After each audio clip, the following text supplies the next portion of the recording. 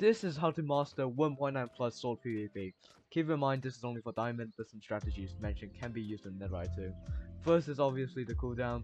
You want to hit when the sword icon below your crosshair is loaded at 80% to 100% so that you can deal decent knockback and damage. It really doesn't always have to be fully charged. Next is movement. Circling around your opponent is a pretty simple and good way to strafe. I find shuffling pretty easy to counter if there's no speed boost since the hitbox doesn't move much when shuffling. Next is W tapping. Every first hit after you sprint is a knockback attack, as you can see in the subtitles. So by resetting your sprint, also known as W tapping, every hit will become a sprint attack, dealing the maximum amount of knockback possible.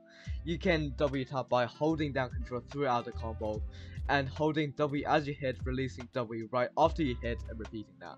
We need a knockback from the hits for combos. Combos is when you use knockback attacks to hit your opponent out of your reach every hit, making it impossible for your opponent to hit you. You also need to keep a distance between you and your opponent, ideally 2.5 to 3 blocks when you hit. I learned comboing by punching Vindicators, and I think you would too. Strafing isn't as prevalent in combos, since you're knocking your opponent backwards and you're out of the reach anyways for most of the time. However, when you start comboing, you might want to strafe since you're still in their range, making you vulnerable to attacks. To combat combos, you can jump reset, basically eliminating your knockback.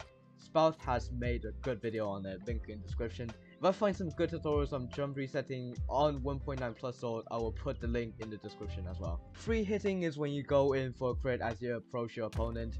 Aim to jump at around 6 blocks away from your opponent. When you jump too early, your opponent is going to step back, avoiding the hits.